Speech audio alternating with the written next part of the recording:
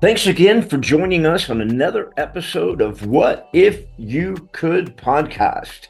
Please subscribe, like, share, and give us any feedback. We'd love to hear it. And remember, if you can dream it, you can do it. See you next time. Welcome back to another episode of What If You Could. And this is episode 2 of our episode with Diamond Dave Kantor. And if you got the first episode, yeah, it's amazing what goes into creating that little diamond that we love to share and sparkle. Where they come from and how they get them and the way they are. But episode 2, we're going to cover how they grade them, what goes into that, and also the future of diamonds as we continue to lose the diamond from the planet. So, welcome again to episode 2 of What If You Could with Diamond Dave Kantor. I hope you enjoy the show. But so this is really interesting. I got to go back into that room with Van Halen and all the diamonds. But so this Okay. this is really interesting to me. So I mean, there are millions of diamonds produced every year, right? Or hundreds of Yeah, thousands of yeah, diamonds. millions, So millions. literally, a human will look at each one of those diamonds and grade them. So some dude's sitting there and they just keep handing him diamonds and he grades them. Yeah, if you looked in that other room that I'm not allowed to go in, there's 20, 30 guys all hunched over a lamp. Lamp is over them. They're looking through a loop, which is how we grade diamonds, 10 power magnification. And they're going as fast as they can go. Yellow, white, brown, SI, BS, BBS, and they're sorting as fast as they can. And then they put them with the parcels and say, okay, this is eye clean, this is not eye clean, this is white, this is yellow, this is brown. But I like looking at all the parcels because, again, people make errors. People don't see things always the same. I looked at a parcel of brownstones, which before somebody smarter than me trademarked the word chocolate diamonds. Brown Dang was it. reject. You couldn't get Right. rid of them fast enough, right? Get rid Yep. of the browns. So I said, you know what? I just want to sort through the browns. I just want to look. And I found two fancy pinks in there. And I showed them to the owner. I said, look, I want to be above board. These two diamonds came out of the brown parcel. Can I buy them for the brown price? He's like, I don't care. They look brown to me. I said, they don't look brown to me. And I'm trying, again, this is going to sound cheesy or salesy, but I always try and do win-win. Like, I never want to screw somebody over to get a little bit more profit, because in the long run, I might need them in the end. And I want them to be happy with the deal. We have a word in the diamond business, and even the Indians use it, is Mozol, kind of based on Mazel Tov, which is congratulations. But Mozol is almost like aloha, where it means many things. We're consummating the deal. We're both pleased with the price. You're buying this diamond. There's no going back on it. We're shaking hands. It's Mozol. So I would say, hey, I'm going to give you a Mozol at this price, but I want you to give me a Mozol back. And the Indians know this term; they use it too. Uh, and I said, I don't want to take advantage, but I feel like these are going to get fancy pink, which is 20x more valuable than the brown price. And with his Mazal, take them. I don't want them. I've pulled fancy pinks, very valuable diamonds out of the brown parcels. But I don't do it in a like sneaky way. Like, I don't want anybody to feel like they've ever been taken advantage of on either end, right? I mean, Yeah. this is going to sound very racist, but I'm dealing with Eastern European Jews, which, so my heritage, so I can rip on my own people. Israelis and East Indians, and it's a culture. All those cultures are of negotiation and battling, and then coming to an agreement. And so there's heated moments, and there's arguments over prices and arguments over agreements. But at the end of the day, I don't ever want to feel like a guy was taken advantage of, and then he doesn't want to work with me in the future, or vice versa. If you can see that a guy's really trying to stick it to you, or even more offensive to me, my staff treats my staff rudely, I'm not going to work with that person, you know. And so, yeah, I look at these pre-sorted parcels, so to speak, because they're trying to figure out which is more valuable, and then I pick from that. So when you go, just so many things. This is because this is so freaking interesting. Okay, um, so when you, so I just think about the chocolate someone not because now every February around, every Valentine's Day they're selling freaking stupid chocolate diamonds, Right, right? right. Thinking they're getting something special and they're It's a not, right? chocolate diamond. I'm like, Um that guy was brilliant. That is right. brilliant marketing. I got to Dang give him it. credit. Because Yep. now people buy freaking chocolate diamonds for Valentine's. Dang I've it. rejected pounds of chocolate diamonds and unloaded them as fast as I could. But somebody else smarter than Dang. me got chocolate. I'm gonna Um, grab a drink real quick. Go ahead. Yeah, yeah. So, so this brings me back to a couple things. So, I want to get back in this room, but the trust thing that you brought up before I forget, because I know I'll squirrel because I don't didn't write anything down. But um, if I remember correctly, like you would go, all right, I think this diamond will work for you. I'll have them shoot it out here and you take a look at it, right? Because, like you said, you want to make sure I'm happy with what it looks like in front of me. And you open up this paper like it's an 8 ball back in the day, and and then unveil this diamond, right? Right. Um, is a lot of this stuff sent to you just on trust? Like you tell the guy in LA, look, I went to your site. I think my client will like that diamond. Shoot it to me.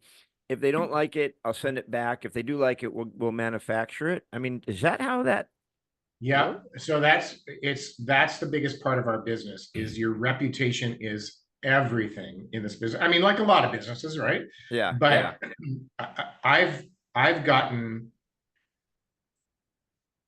I got a $230,000 diamond one time on a, hey, send it to me and look. And we just had to keep dropping names until we had somebody in common. And I said, call this guy. And the diamond was on my desk the next day, $250,000 diamond. Wow. And the guy was like, yeah, show it. I'm very gratefully the client chose it. But that's a big deal in our business. That's how I got so deep into lab diamonds. When I'm kind of a diamond nerd, and so when lab diamonds kind of first came on the scene, I really hopped on it right away. It's fascinating to me. And so I was kind of investigated. I found a guy in India that I thought had what I wanted, and it got to that point where, okay, I don't really know you. Are you going to spit in a box and send it to me and I'm going to pay? And then he's like, well, are you going to pay me? And so we again found a mutual guy, a huge guy in India that I'm very good friends with. It's pretty cool for a white bread from Gig Harbor, Washington, to be friends with a guy in Mumbai, India. But we're friends, like we're drinking buddies. And so I said, hey, do you know this guy? And he goes, yeah. And I said, can you tell him who I am? And he goes, yeah. He goes, but why are you buying from him? I said, well, he seems to be the best source. And he goes, well, my brother's the biggest grower in India of lab grown. And knowing the family, it's not a brag. They're insanely wealthy diamond family, very successful. And so I said, well, I'm sorry, I don't know your brother. And he goes, yeah, you do. I said, what? And he goes, well, you met him, in Las Vegas at a trade show. We were all at a trade show. I said, really? And he goes, you remember the night I introduced you to Macallan 18? I said, vaguely. He goes, that's the night you met my brother. I said, well, you were very generous with Macallan 18. There was one white dude and 18 Indian dudes. And I said, I don't remember who your brother was. And 2 days later, $500,000 worth of lab grown diamonds shows up in my office. Just shows up. Wow. And then the guy calls me from India and he said, hey, my brother says you're legit. I said, well, like the market doesn't even exist for this right now. Wow. What do you want me to do? He goes, I want you to pick through what you want, what you like. We'll negotiate a price. And then my brother's going to be in New York next week. Send the rest to him in New York and he'll bring it back to India. I'm like, wow. And that's just on a friendship. Just the brother, the guy and I hardly do business together, but we just became friends. And like I said, for a white boy from Gig Harbor, Washington, to become genuine friends. I mean, we call each other on our birthdays. We joke with each other. He makes Jewish jokes to me. I make Indian jokes to him, like we're friends. The best one was we met in LA one time. He flew in from India. So we met up in LA. And to consummate the deal to Mozol, he goes, I want to pour, I know you like scotch, let's pour scotch. And I said, you know what? I'm going to dinner with my daughter who lives here. I'm really not down with drinking right now. It's like 3 in the afternoon. Like, no, I'm good. He goes, no, we'll do an Indian pour. I said, I've seen what an Indian pour is, like half the bottle. I said, let's do a Jewish pour. He goes, what's a Jewish pour? You pour it in the glass, you sniff it, and then you pour it back in the bottle and don't drink it. I'm like, okay, that's a pretty good joke. I want to use that one. So that was good. I've never heard that one. We might use that one. That's a We good might use one. that. Yeah. So I want to talk about fake diamonds, lab-made diamonds, whatever people want to call them. I want to talk, but I just want to finish this room right now because I'm Sure. fascinated Sure. by the room. Yeah. Okay, so you go in this room, you crank up the Van Halen, you have all these finished diamonds. Now, how many diamonds will they provide you to look through? Well, usually when I'm there, there could be thousands of carats, thousands, and it's just how hard I want to work. And also, usually about if I start early in the morning, usually about 2:30, my eyes start seeing things. I don't feel like I'm grading color properly. Clarity, you're still using a tool, right? You're using a loop, so that's pretty easy. But you just want to grind through it as fast as you can, as fast as you can. Now, do you Especially as go we in head do into you do you go in there looking for a specific diamond for a client, or you're like, I'm gonna just pick up a bunch of diamonds because I know I'm gonna be able to have clients for these diamonds? usually in that scenario, I'm trying to build product. Match up diamonds for earrings, do layouts for bracelets, do layouts for necklaces. If I pick earrings, I want to have matching pendants. So it's more for a product that I know I need to have on hand, especially for Christmas time, for Valentine's, for those kind of occasions. And you know how guys are sometimes. I mean, we'll get a guy who call. I'm like, hey, I need an appointment. When would you like an appointment? 5 minutes. I'm in your parking lot. Our anniversary's tonight. We have reservations at Mastro's. I need a diamond. Like, okay, come on up. So you have to have some of that stuff ready to go, you know? I mean, Yeah, we don't have huge inventories like, like a retail store, but we have quite a bit of product on hand, you know? yeah. The Now when you leave the room, is the guy fairly gentle with the body cavity search, or Yeah. Um, so that's where I have to put my trust back in them. right? Is I'll say, okay, I've picked 80 carats of this grade, of this size. This is my selection. Now you do your thing.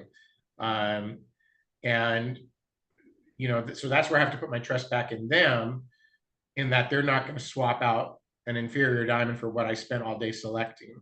But again, these are guys that I trust implicitly. And we've really never really had an issue that I'm that I'm aware of. Now, are the diamonds priced? Like when you're looking through them and you're going through all these diamonds, are they already priced, or do you say, okay, these are the ones that I selected, these are the ones that I like. What is this going to cost me? Well, that's a great question. So there's two tiers. Some they've already given the price. Some they ask me what I feel it's worth, and then some are kind of the negotiation ones, right? Like some they throw a price out there, and you're like, I'm not even going to question this is the right price. The others, I'm like, hey, I see this as 5,000 per carat or 6,000 per carat. This is what I see it as. Then there's some that they're like, we're going to go to Babylon, right? They see it as 5,000 carat. I see it as 2,000 carat, and let's go. But it's always Mano y mano, and then we're gonna yeah, get Mozol. Then we're gonna all that's right. Mozol and break That's bread. right. Yeah, yeah, exactly. I think that's great. So, and because of your history in the business and because you've got these relationships with these guys, I'm sure it's rarely a knockdown drag out, but there might be that one time where you want that diamond and they're like going, it's higher than what you want, but you're like, dang it, I want that sucker. Yeah, I remember once I was working with an Israeli guy, really intense guy, ex Mossad, like the whole bit, and he he was firm and I was firm, but I really wanted it. I still fall in love with diamonds every day. I Yeah. fall in love with them. I see them and I'm like, yeah, I don't have anybody in mind for this, but I gotta have this diamond. I got up. We happened to meet in LA. He would fly into LA and I would go over to LA and meet him. And I got up and I walked around downtown LA. I was scared for my life, so I ran back and I gave him his brush. um, but I'm like, no, I'm walking away. I had another Israeli family that I used to work with, and um, we'd get in screaming matches, and then like just screaming matches, and then we'd settle in Mozol, and then we'd go have steaks and and then play you break tennis bread. play tennis the next day, and so And then there's you get not as some much. Macau, then you get some Macau 18 and Yeah, it's all good. there's not as much of that anymore because there's a lot more transparency, and so the guys know where I need to be. I know where I need to be. I know where they need to be. So it's a much more transparent market than it used to be. So there's not as much of that anymore than there used to be. So Yeah. Well, you've been so gracious with your time. Do you mind walking us through these lab diamonds? This whole deal with, because I know that when I first looked, no, it wasn't really a thing. Then when Chris looked, it was more. When I went in for the actual one that I got, that you said, "Hey, I got this diamond. I've had it for a couple of years, never knew what to do with it. You should get it," which I did. It's yeah, spectacular. And then with Zaki, you were like, "I think you should look at the lab diamond."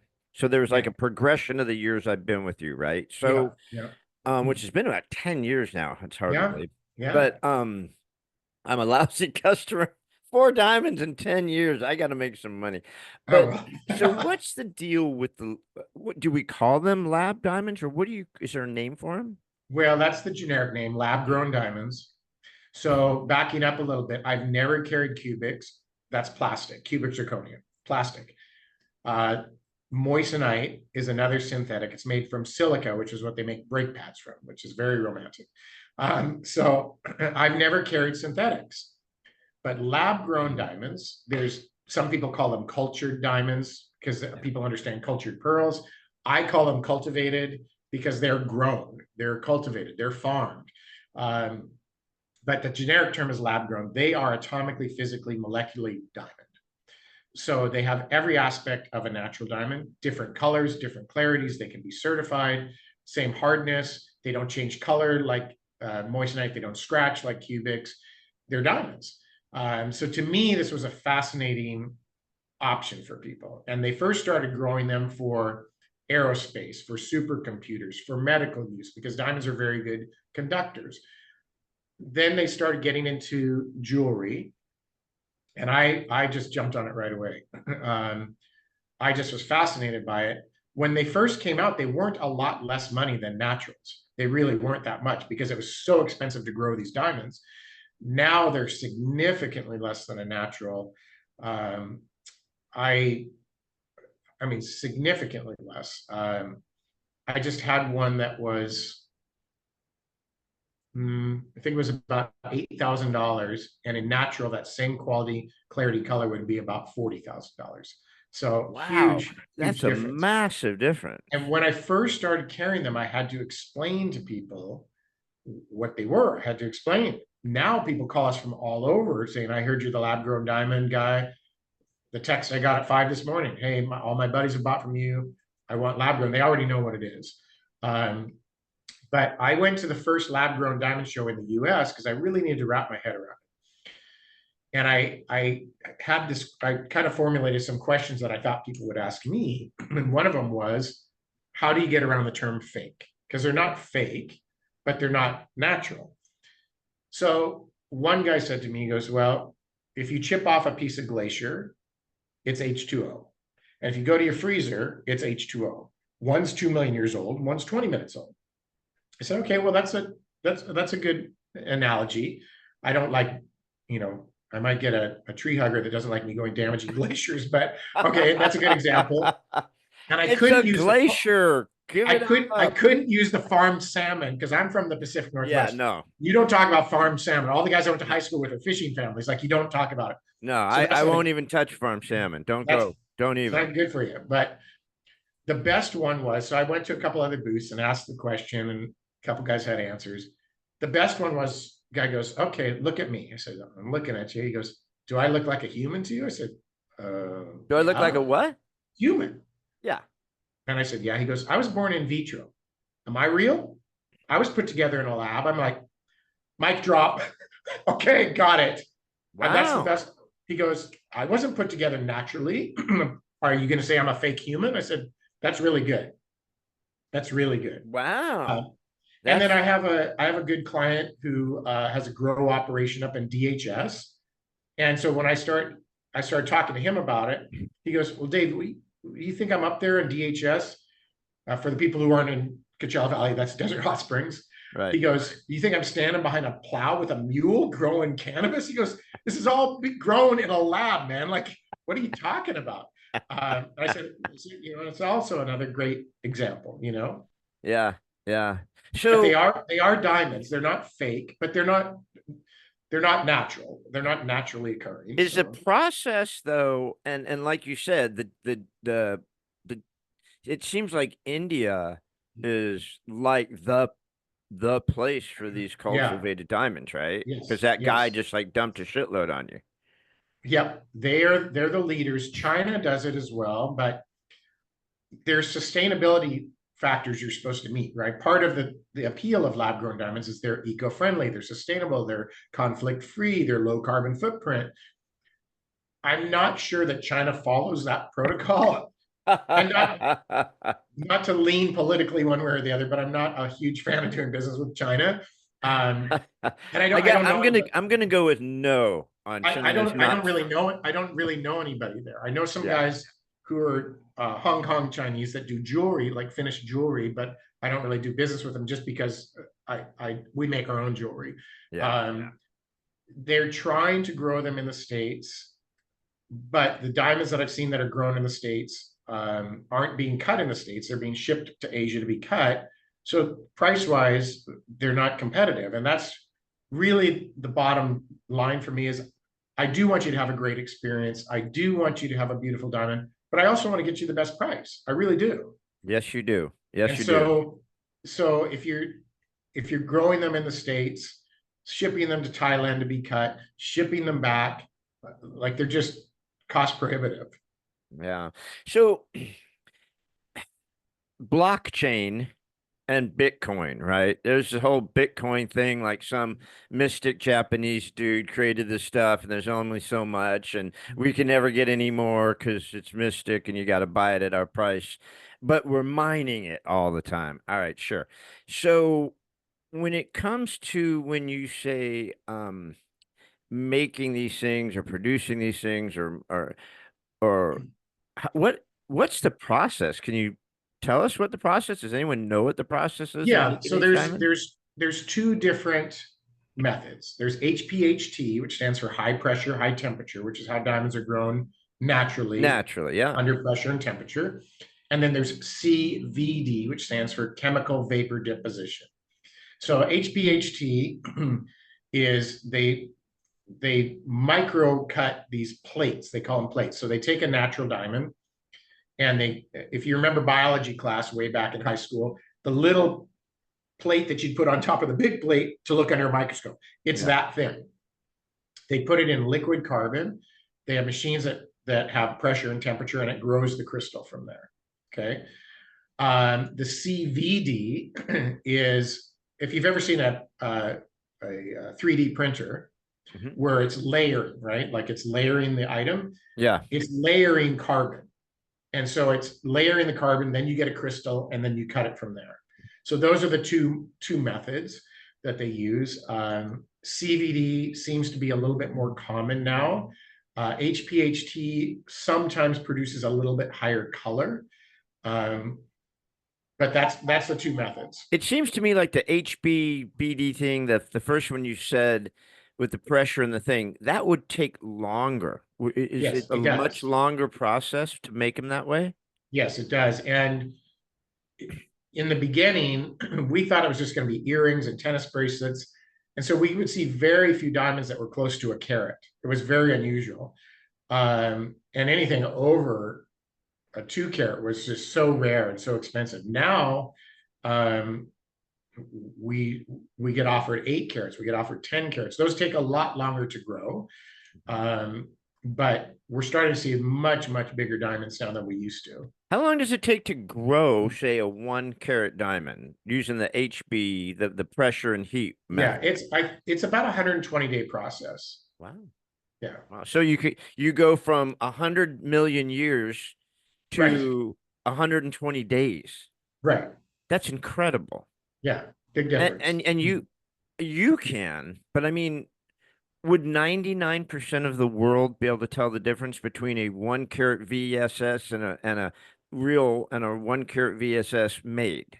Well, so they would look identical, except the people who are legitimate in this space, and I consider myself one of them, I is do too. we all laser inscribe LG and the certificate number on the girdle of the diamond. So if you can imagine like a profile of a diamond, there's a little line that goes around it about 1/3 of the way down from the top. That's called the girdle. So we laser inscribe that. So if a jeweler looked at it under, you have to see it under 20 power. You can't see it under 10 power. And you knew to look for that, you could see it. And if you're really familiar with diamonds, a lay person probably would not notice this, but a jeweler should, or a diamond person should. Usually what they're using to grow the lab diamonds is there's different levels of carbon. And so they use what's called type 2A carbon, which is the brighter form of carbon. Turns out to be brighter form of carbon. So all things being equal, if you laid them side by side, the lab grown diamond might look actually a little brighter or have a little more pop, if you will. But to most people, nobody would notice that. But I look at natural and lab every day, so I do notice that. So, like Zachy or my son, or working everyday people, it seems like it just makes the most sense to just go with the lab grown. But if you're a wealthy person and maybe for investment and passing down through history, I'd imagine you'd still want to go with the natural diamond as far as the long-term investment value, or will one day that not even matter? well, that's always a good question. I never want to sell diamonds as an investment because market trends change. So when I was the buyer for my dad, the hottest thing in the world was marquise, football shaped diamonds, right? Hottest thing in the world. And that was my first job as the buyer. Okay, head to New York and get me marquise for my 22 stores. I'm like, all right, I'm gonna be like Eddie Murphy in Trading Places. Buy. I was getting escorted out of offices. Like, kid, we're not gonna sell you straight marquise. I'm like, no, we have 22 stores. I can buy a lot of marquise. I have a checkbook. Get out of here. Now, now I shouldn't say now. A year ago, if you bought a marquee from me in 1986, I couldn't make you whole now because there were no desire. Now, all of a sudden, marquees are back. I've sold more marquees in the last year than I have in the last 35 years. Funny how trends do that. Yeah, but I don't really work in the secondary markets. I don't buy used diamonds. I don't deal in that. But I have a friend who's a stockbroker in Palm Springs, and he said, "Look, I'm trying to help a lady settle her estate. Can you help me out? She's got this big diamond, and the family's fighting over it, blah, blah, blah." And I said, "All right, I'll look at it." So back in the 70s, they used to cut them really shallow, and they would cut the lower colors, like KLM colors that have a little yellow or a little brown. But nobody cared. Nobody knew the grading scale. They just wanted a big diamond. Well, nobody wants that now. So in the 70s, she paid $25,000 for this diamond, which was a fortune of money, right? Yeah. And I think this is probably going back 3-4 years.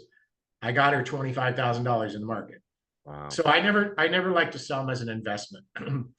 But you're right. I have clients from all walks of life, all age groups, that either love lab or they just want natural. I just had a very young guy who I thought for sure would want lab. And he's like, "You know what, Dave? I bought earrings from you for her in lab. I didn't care. This is going to be my engagement ring. I want it to be natural." I have a lady in Portland, Oregon, who buys from me. Sold her a huge tennis bracelet in lab, huge earrings in lab, huge necklace in lab. And then she called me for a 3 carat. So I just assumed she wanted lab, and she goes, you know what? I'm turning 60 this year. I've never had a 3 carat diamond. I want the real deal. And this is a lab customer, Right. right? Yeah. But I Yeah. knew what she meant. I knew what she meant. Yeah. So it just kind of depends on your mindset. I mean, again, going back to the valley there, I mean, we have people that are in the Madison Club, the Hideaway, Bighorn. Money doesn't matter to them. It just doesn't matter. And so, I had one guy one time, and I'm like, okay, the natural earrings you want are, on El Paseo. I'm not going to say brand X, but let's just say brand X. These earrings were $225,000, right? He Yep. calls me up, says, here's what I'm looking at. What can you do? I heard you're the guy. Okay, these are $70,000 earrings. He's like, wow, that's a huge savings. I said, but can I just tell you about lab grown? He goes, I don't think I want that. I said, well, let me just tell you about it. I think in lab grown they were 25,000 because they were still big. Yeah. He goes, what's the difference? I'm like, $50,000. Right. And he goes, look, I don't. $50,000. He goes, I'm not trying to say this as a brag. I'm not trying to say this to be, because he's not that kind of a guy. He's like, look, man, I fly private. Like he told me the names of his cars because he goes, it's not really a thing to me. And if I can, you're already saving me more than $100,000. Like I'm thrilled at the 70,000. Go Right. get me those. So I mean, we have those clients too. So Yeah. I won't mention the name, but it starts with a G on El Paseo. You know her. It's a girl's name, starts with a G. Anyways, when Sherry and I'll mention her name. I don't care. I still love her. She's a great friend. But the gal I got engaged to, like, shouldn't I? She, like a lot of women, are size queen, right? So it was about the size of the diamond. I was about the size of my budget. And so we looked at this size at the G store in El Paseo. And I think it was $98,000. And I'm like, my first house was $72,000. that's All funny. right. And I still own it. So we're gonna have to rethink that. Well, we went to Yeah. you. You put together a gorgeous ring. We called you hammered. Remember the night I Yes, I made a proposed? radio. I made a radio ad out of the voicemail. It was awesome. You literally, this guy. I love it. We called Dave hammered after I proposed. I think 3 bottles of wine in, and leave him a voicemail about how much she loved. And freaking Diamond Dave made a commercial out of it on the radio, and it was a hit. It was a Yes, it great, was. great. But you got her what she wanted at like 10-15% of the price that G wanted on El Paseo. Yeah. Made her super happy, and it was gorgeous. Everything we've done with you has been super amazing. I I appreciate how you've always helped us and kept us in budget, and only cared about taking care of us. It was never an upsell. We never felt anything but like we were working with family. So I'm grateful for that. I'm Well, thank grateful you for for saying that. that. And all your time too. You spent so much time with me. So I only have 2 questions left. Okay. 2 questions left, and I'll let you go. One is, you did tell us about that $250,000 diamond that you sold, right? Which is Yes. awesome. Yes. What's the biggest, most expensive, most valuable diamond you've ever held? Well, the most expensive one I ever held was about a $600,000 diamond. It was really something special, but the most valuable diamond I ever saw in person, I didn't get to touch it, was a special diamond that was cut for Steve Wynn, and he didn't buy it. I don't know if you'll remember, but back when they opened the Wynn Resort, he wanted to have Ferraris on displays and very special pieces of art, and it was a whole thing he was doing. So he got in his mind that he wanted 100 carat diamond, D flawless. Okay, so flawless obviously speaks for itself. D color is the best color you can get. I happened to be working with his family in New York. That was one of my dad's family connection, and they cut this 100 carat D flawless diamond. I think it took them How over. big is it, like size wise, 100 carats? Size of a Probably baseball, or? size of a iPhone 15. Wow. Oh, holy shit. And So I think it took him 3 or more years to cut this diamond, okay? Because they had to find the rough that they could do it that would achieve 100 carats, achieve D color, achieve flawless. And so as the story goes, so it was a really weird looking diamond though. So again, imagine the profile of a diamond kind of looks like this, right? Yeah. So the top of it looked like the side of a diamond. It was like a diamond, not like a diamond shaped like a baseball diamond, but like it looked like a profile of a diamond. It was a weird shape.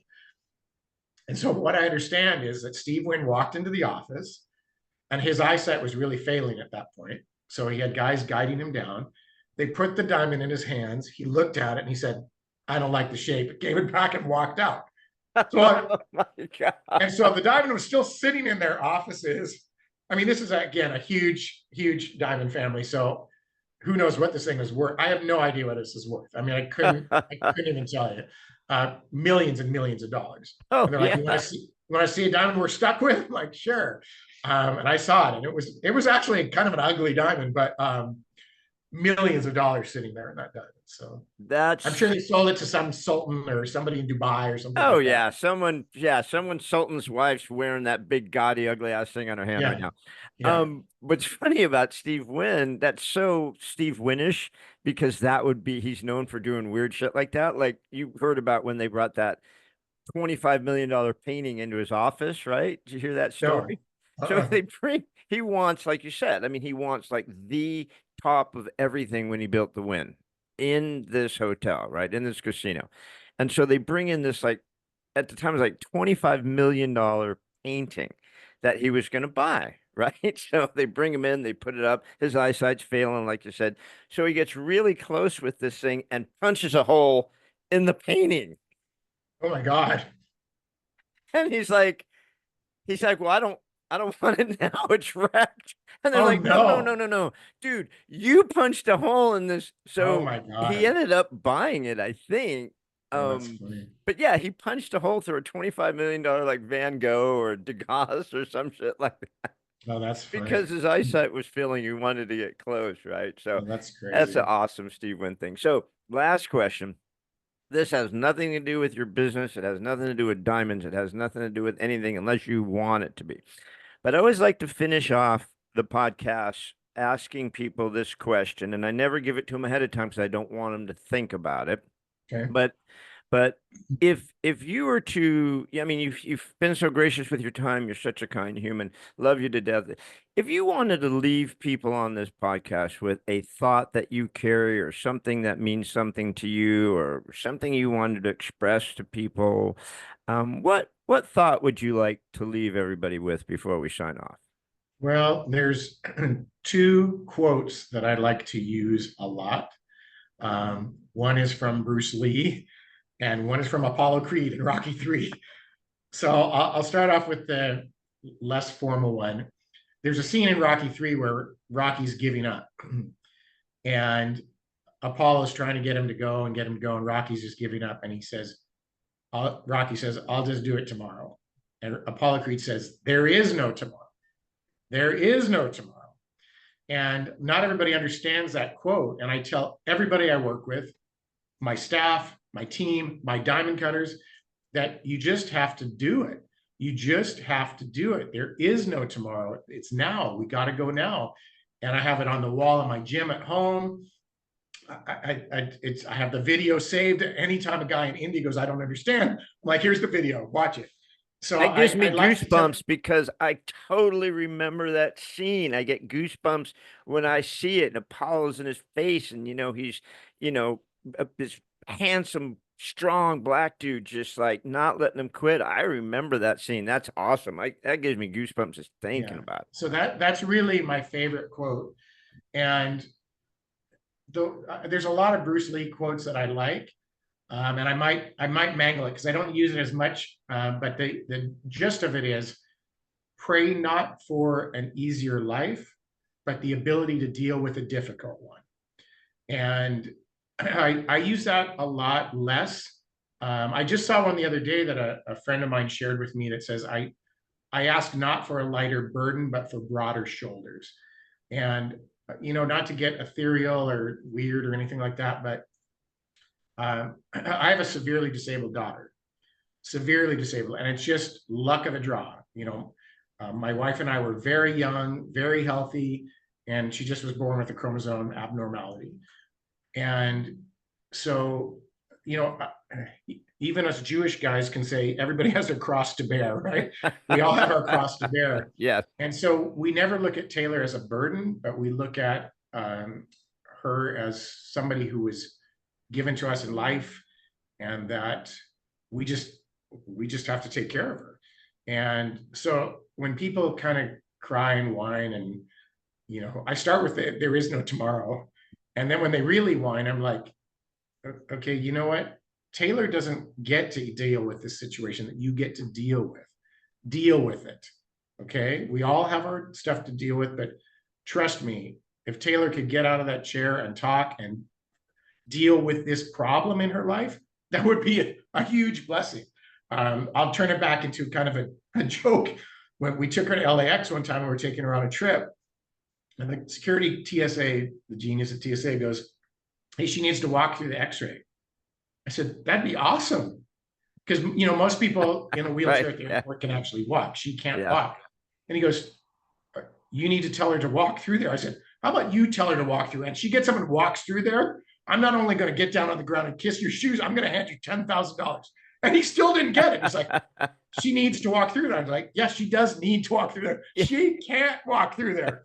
And so I always tell people that, like, you think you have challenges, like, and what may seem insurmountable to you, to somebody else would be a blessing to be able to do that. So I love that. I love both of those. I love both of those. I mean, there's a lot of different variations of the Bruce Lee one. Gandhi's used the same kind of thing, and Buddha used the same kind of thing about carrying the burden and stuff like that. And there's one that I've used forever with my kids. It's not as great, but I've got a million sayings you could see around my office. yeah, I love them yeah. all. I love the Apollo Creed one, but I used to tell my boys, I once had the blues because I had no shoes, until I met a man on the street who had no feet. Yep, I've seen that. Right. So it's like it could always be worse, man. There's always someone carrying a stronger burden. And so I love those. Thank you for that. Thank you for that. And I love how you just had them right top of mind. It's great. And what's funny is almost everyone I ask that to does. They have something top of mind that's just like in their heart that they just like, yeah, I could tell you right now. So Dave, you're awesome. Thank you so much. I mean, not only are you just a beautiful soul and help my family, but I learned so much just on this. We could go for another 2 hours about the business for sure. If I drank, I'd get a McCollum 18. We'd hammer a couple down. There you go. But I gave that up. But thank you so much. Real quick, we're going to post this on the podcast and stuff, but how do people reach out if they want a diamond, because there's no one else in the world they should go to except Diamond Thank Dave? you. How do we reach you, Diamond Dave, to get our diamonds? Well, the easiest way to get to me is on Instagram. It's very simple, at Diamond Dave Kantor, Kantor. I'm on Instagram probably more than I should be. Great videos, though, by the way. Great videos. Oh, you can see the diamonds, the way you put them in the sunlight and you bring them out. Great videos on Instagram. Thank you very much. But I personally look at this Instagram. It's very hard to bring somebody in that's not in the diamond world and try and explain, okay, this is a 502G SI2 double excellent. And they're like, what do I write in the post? So, and I really kind of enjoy it. So that's the quickest route to me, is at Diamond Dave Kantor on Instagram. We do have a website. It's we have like 10 websites. I think the one we use the most is desertwholesalediamond.com. I think we have like desertwholesalediamond.com. Desertwholesalediamond.com. Okay, we'll put that on there. Yeah, and those are the two easiest ways to reach me. Okay. If you want a phone number to my office, the Palm It'll Desert be office, on the website. You don't have to even give it out. Website's easier. I'm not going to give you my cell number. Gary has my cell number. You want to buy a diamond? You want to buy a diamond? Gary has he has the bat phone. But you want to buy a diamond and we get into it, you'll have my cell phone. Exactly. But listen, if you think I'm going to give you Dave's private number, that ain't going to happen unless you send me a bank statement with a shitload of money and says you're going to buy a diamond. There you go. I will Okay. send it to you, but otherwise, Okay. no way. So once again, you're amazing. Thank you so much. This has been super fun and informative. And I just can't wait to send the next person to you because you're just the real deal. You're Well, awesome. thank you so much. I really appreciate it. I had a lot of fun too. Yay. All right. So I'll see you soon. Okay. Thank you, Diamond Dave. Thank you. Thanks again for joining us on another episode of What If You Could podcast. Please subscribe, like, share, and give us any feedback. We'd love to hear it. And remember, if you can dream it, you can do it. See you next time.